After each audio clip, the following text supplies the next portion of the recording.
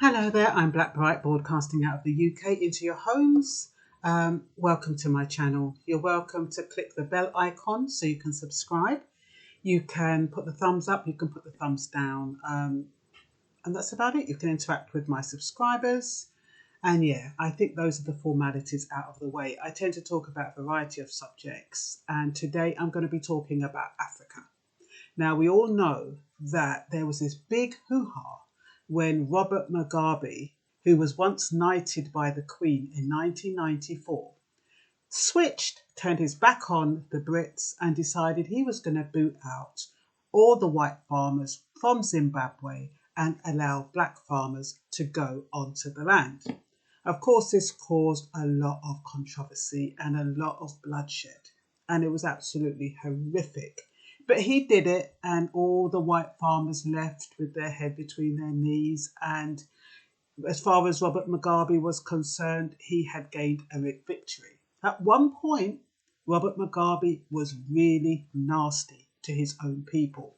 And I think his legacy was that he would give back what he had taken away before he died. And that was to give them back the land. Well, would you believe now, the current president, Emerson Mnangagwa, has reversed Robert Mugabe's policy, land reform, by offering seized land back to white farmers. Apparently they can't cope. Apparently the lands are not making as much money. Some of them are lying idle. So what are they doing? They are now saying they're going to try and raise £3.4 billion to compensate the white farmers for their inconvenience and for losing their land. And now, if some white farmers don't want the compensation, which Zimbabwe doesn't have at the moment because they haven't got much credibility financially to raise the funds, they can get the land for free. Now, a lot of black people, we moan, don't we? We moan, oh, we've been exploited. Oh, the white man's doing this. Oh, the white man's doing that. And, you make a rod for your own back. How many, and maybe it is because things are made much harder without the approval or the cooperation of white governments. But for Christ's sake, now they've turned it all around, they're rendering themselves open to abuse, open to exploitation, open to ridicule. Because now they're almost begging the white farmers, come back, take your land, we're going to give you your farms back. And because you've been inconvenienced and all of that, we're going to give you compensation in the tune of 3.4 billion. And they don't think about, and that's because they were forcibly removed. What about all the black people that were forcibly removed from Africa and all over the place, trying to seek reparations to this day, can't get it? And yet, oh, there's Zimbabwe, the president of Zimbabwe. I don't know if it's an election tactic or what, but there's he saying, oh yeah, we're going to give them and get these farmers back on. And on top of that, they're going to push out, I hear, the existing black farmers who are not producing as much. But the thing is, what they don't realise is that, yes, the white farmers may have been producing more, but how were they producing more? Through exploitation of the black indigenous farmers. And so you've got black indigenous farmers who are trying to make ends meet or trying to do what they can. But of course, they don't have the resources as the white farmers do. They don't have anything like that. And it's a bit like when the Caribbeans went independent.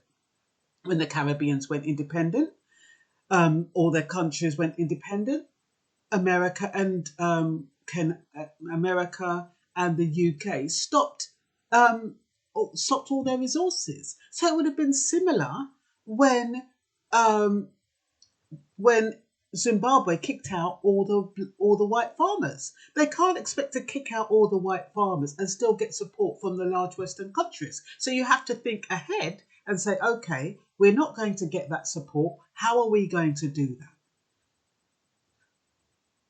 20 years later now, They've decided, oh yeah, we can't really cope by ourselves. We're in crisis. We're going to need these white farmers to come back, take over the land. Do you think they're going to work with as much diligence now than they did when they were kicked off? Of course they're not. 20 years later, most of them are probably retired. What you will be inviting into your country are young, not so nice farmers who want to get revenge, maybe, for kicking out their fathers, for making their fathers' lives harder. So what do you think this younger generation of farmers are going to be like? Do you think they're going to be as productive as the diligent farmers or the older generation? We all know that people of the older generation work harder. We're much more committed than the younger generation in a lot of spheres, in a lot of jobs. So by saying, oh, now we're going to give it back to the white farmers and think you're going to solve the problem, you're not. Most of those white farmers 20 years ago are probably dead. So who are you inviting back? And at what cost? Not only to your reputation, to your people, to your country. It's beyond, it beggars belief, honestly. So I just wanted to make sure, I don't want to make this very, very long. Apparently, there's going to be the political elite have issues with some of the farmers. Somebody in one of the videos says Jonathan Moyo and Walter Zimbawe could lose their farms as a result because they were probably quite, maybe not antagonistic, but they probably didn't toe the line. So they could well lose their farms to white farmers. There's going to be a lot of problems. I think it's such a shame that, you just can't try and work it out for yourself. Why is it that black people, even when they have dependents, they don't seem to be able to work without support from the white people, or they're made to feel as though they can't work without the white people, without the white rich. And I think the message that they're sending is that we prefer to be exploited. We want you to take over. We want you to do the work. We'll work for you. And I think that's the mentality of a lot of black people. They haven't got the wherewithal, or they haven't got the gumption or the confidence to build themselves, to build their own businesses, to build up their own country. They feel as though they need white influence to give them kudos. And that is the mindset. That is the colonial mindset. And that colonial mindset runs deep into the subconscious. And so that is what they will believe, and that is how they'll be made to believe, because what will happen is, what the government may do, oh yeah, if you're going to let the white farmers in, okay, we'll start giving you this, we'll start giving you that. And then you're beholden again. And your people are treated like crap, and then you'll start barling, and then it'll take another 20 years for Emerson to turn it all around for the next generation. I mean, So anyway, the white farmers who were forcibly removed can reapply and can get land under Mugabe's, and who 20 years ago got land, who were booted out under Mugabe's fast track land reform, they can be compensated with 99-year leases. So once they've got the 99-year leases, they'll be fine. Some farmers' land was protected by treaties, and these farmers should get compensation for land and assets. And or if they don't want the compensation, they can get the land for free. Some people say it's an election gimmick, but they reckon they need farmers to produce more, and in order to sustain Zimbabwe. Apparently, it's suffering from food shortages, but they're suffering from food shortages because you have to work. I think countries, it's really bizarre, because I think somehow countries think that everything it's going to go back to normal, even though they've made a stand. Now, if, like the Caribbean, they made a stand, like Jamaica and Trinidad and all of those, they made a stand and went independent. But they're not really independent, are they? So they went through all of that, trying to gain some kind of physical, I don't even know if you can call it physical independence, but they did that thinking, oh yeah, we're going to be independent, when they're still dependent on somebody else. And, you know, the ruling classes will always rule if you don't get your act together. If you can't see your country for what it's worth, for all the gold, for all the minerals, for everything you've got in it, and you decide, oh, I can't be asked, it's just too easy, it's just too convenient, you take it for granted, then what do you think is going to happen?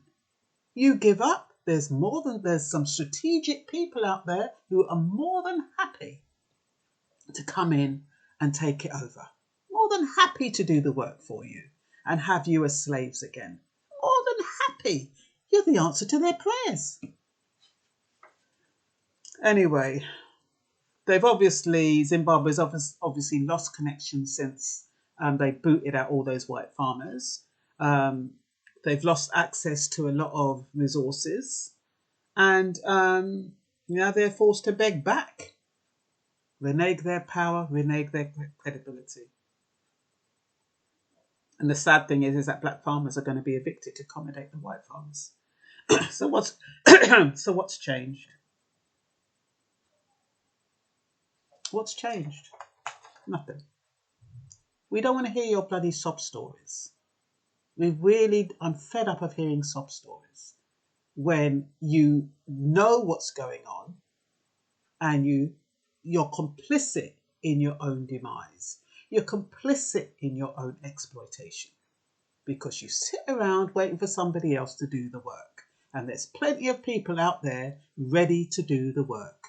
The only thing is, they're probably not black. And that's all for now. Bye-bye.